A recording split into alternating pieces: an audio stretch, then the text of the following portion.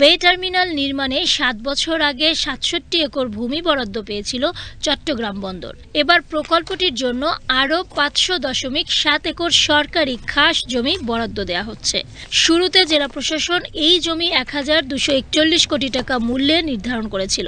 তবে গেল 11 ফেব্রুয়ারি বন্দরের আবেদনের প্রেক্ষিতে মাত্র 3 কোটি টাকার প্রতীকী মূল্যে এই জমি বরাদ্দের অনুমোদন দেয় ভূমি মন্ত্রণালয়। 2 মে বন্দর কর্তৃপক্ষকে এই টাকা পরিশোধে চিঠি দিয়েছে জেলা প্রশাসন।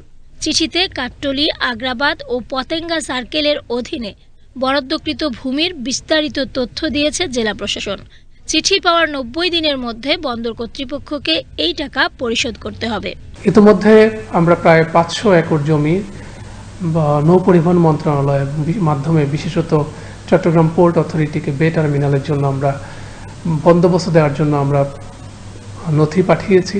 আমরা এই অনুমোদনের কাগজ পেয়েছি। আমরা আশা করছি কিছুদিনের মধ্যেই আমরা এই জমিটি তাদেরকে বুঝিয়ে দিতে পারবো। বন্দর কর্তৃপক্ষ বলছে, জমি বরাদ্দ পাওয়ায় বে টার্মিনাল প্রকল্পের গতি বাড়বে।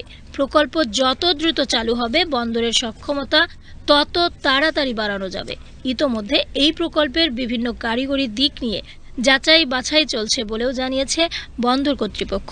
বাংলাদেশের আমি মনে করি এটা প্রথমবারের মতো যে সমুদ্র তীরে বা সমুদ্রের উপরে কোনো বন্দর করা, যেটা চিটাগাং পোর্টে এখন আপনারা জানেন 2,500 থেকে 3,000 টিউস নিয়ে নর্মাল জাহাজগুলো এখানে ফিরে, কিন্তু বে টার্মিনালে প্রায় 6 থেকে 8,000 টিউসের মাল নিয়ে ঢুকতে পারবে। ডিপেন্ড করছে এটা সাইজ অফ শিপের উপরে।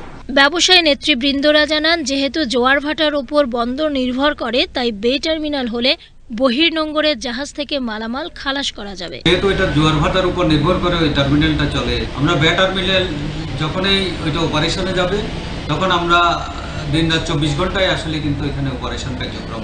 এই প্রকল্পে বন বিভাগের 124 একর জায়গা ভূমি মন্ত্রণালয়ের মাধ্যমে বন্দোবস্ত পাওয়ার বিষয়টি চূড়ান্ত পর্যায়ে রয়েছে।